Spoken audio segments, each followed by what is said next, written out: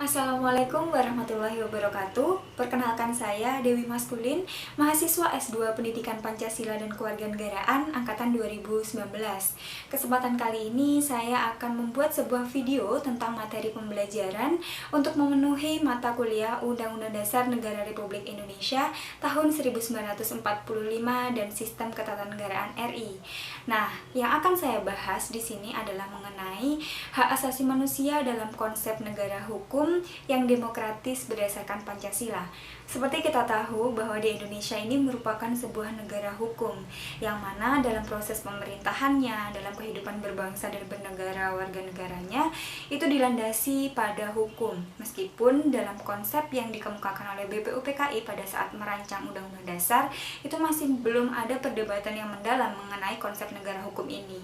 Akan tetapi dalam sejarahnya Indonesia sudah menerapkan beberapa konstitusi seperti Undang-Undang Dasar 1945, Undang-Undang RIS, Undang-Undang Sementara. Nah, itu membuktikan bahwa di Indonesia ini memerlukan sebuah konstitusi atau aturan untuk memberikan batasan-batasan maupun petunjuk kepada warga negaranya dalam melaksanakan kehidupan berbangsa dan bernegara.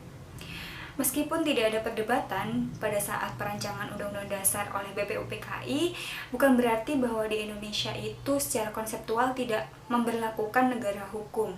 Hal tersebut juga diperkuat dalam pasal 1 ayat 3 Undang-Undang Dasar Negara Republik Indonesia tahun 1945 dikatakan bahwa negara Indonesia ini merupakan sebuah negara hukum.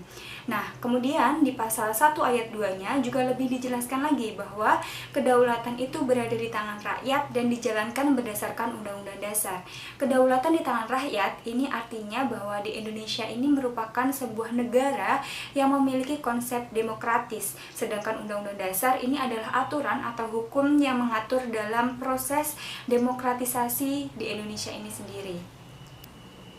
Nah, di sini saya mengambil sebuah konsep yang dikemukakan oleh Jimli Asidiki yang mengatakan bahwa sebuah negara hukum itu harus bersifat demokratis dan sebuah negara yang demokratis itu harus didasarkan pada hukum.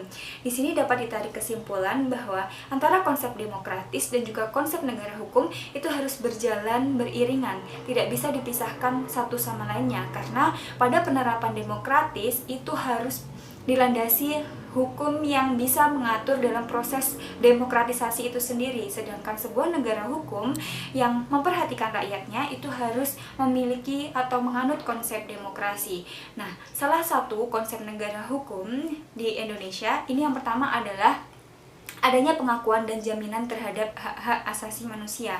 Nah, di sini menggambarkan bahwa di Indonesia sendiri selain sebagai negara hukum dan yang demokratis itu juga memperhatikan hak-hak asasi manusia. Yang mana secara konseptual hak asasi manusia itu merupakan sebuah hak dasar yang dibawa manusia sejak lahir atau bahkan sejak di dalam kandungan yang merupakan sebuah rahmat dari Tuhan Yang Maha Esa. Nah, karena adanya salah satu unsur dari negara hukum itu merupakan adanya jaminan terhadap hak-hak dan kewajiban asasi manusia, di sini tugas pemerintah maupun negara adalah melindungi, menegakkan, dan menjamin hak-hak asasi warga negaranya. Lalu bagaimana jika konsep tersebut dilihat dari sudut Pancasila? Menurut ide dasar dari Pancasila, hubungan antara negara dengan warga negara, antara warga negara dengan warga negara, itu harus secara seimbang dilaksanakan berdasarkan hak-hak dan juga kewajiban yang harus dilaksanakan oleh warga negara tersebut secara seimbang. Nah, di sini saya mengutip dari konsep Bung Hatta, yang mana beliau mengemukakan bahwa kita menghendaki sebuah negara pengurus dan kita membangun masyarakat baru yang berdasarkan gotong royong. Itu mengartikan bahwa antara pemerintah dan juga warga negara apabila terjadi sebuah perselisihan atau masalah itu sebaiknya dilakukan atau diselesaikan dengan cara yang damai. Inilah yang menjadi landasan kenapa dalam pembahasan hak asasi manusia itu mendapatkan tempat penting di dalam Undang-Undang Dasar Negara Republik Indonesia tahun 1945. Hal tersebut dibuktikan dengan adanya muatan pembahasan tentang hak asasi manusia di dalam pembukaan, di dalam batang tubuh, maupun di dalam penjelasan Undang-Undang Dasar Negara Republik Indonesia tahun 1945. Seperti contoh kecilnya saja, di sini saya mengutip alinea pertama dari pembukaan Undang-Undang Dasar, bahwa sesungguhnya kemerdekaan itu ialah hak segala bangsa, dan oleh sebab itu maka penjajahan di atas dunia harus dihapuskan karena tidak sesuai dengan pri kemanusiaan dan pri keadilan. Nah, di sini menandakan bahwa di Indonesia itu menghendaki adanya kemerdekaan. Kemerdekaan yang dimaksud adalah kemerdekaan atas hak-hak asasi yang dimiliki oleh setiap warga negara, atau bahkan di sini adalah sebuah bangsa. Dikatakan bangsa harus merdeka, tidak boleh ada penindasan maupun diskriminasi di situ. Nah, itu merupakan salah satu contoh dari adanya muatan hak asasi manusia di dalam pembukaan Undang-Undang Dasar Negara Republik Indonesia tahun 1945. Belum lagi di alinea yang kedua, di alinea yang ketiga, dan juga yang keempat. Selain itu, pembahasan khusus mengenai hak asasi manusia itu juga terletak di dalam pasal 28A sampai J.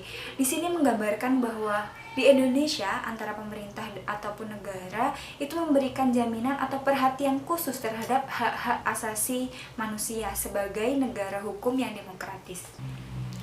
Nah, itu tadi masih berdasarkan pembukaan dan juga Undang-Undang Dasar 1945 pasal 28. Lalu bagaimana jika hak asasi manusia tersebut dikaji berdasarkan Pancasila? Sebenarnya, konsep hak asasi manusia itu sudah tersirat di dalam seluruh sila-sila yang ada di dalam Pancasila. Contohnya, pada sila yang pertama itu adanya jaminan terhadap keyakinan atau agama yang dipeluk oleh setiap warga negara. Yang artinya, kita sebagai warga negara tidak boleh mendapatkan diskriminasi atau paksaan untuk memeluk salah satu agama. Kita diberikan kebebasan untuk menentukan agama mana yang akan kita pilih. Itu artinya ada kebebasan terhadap hak-hak asasi manusia atau jaminan terhadap hak asasi manusia berkaitan dengan agama atau keyakinan yang diambil. Nah, kemudian pada sila kedua itu juga mendapatkan perhatian khusus mengenai hak asasi manusia, yang mana pada sila kedua itu adanya jaminan terhadap harkat dan martabat manusia, hak asasi manusia, serta kemerdekaan manusia. Dalam hal ini, kita sebagai manusia harus bisa memanusiakan manusia, yang artinya kita harus bisa saling menghargai antara hak-hak warga negara atau hak-hak asasi yang dimiliki oleh setiap manusia. Nah, untuk sila yang ketiga, di sini adanya jaminan terhadap bangsa-bangsa bahwa setiap bangsa itu bebas untuk menentukan nasibnya sendiri. Yang mana artinya dalam penentuan kehidupan berbangsa dan bernegara, suatu bangsa itu tidak bisa dicampur tangani oleh bangsa yang lain. Dan sikap kebangsaan itu harus muncul di dalam setiap warga negara.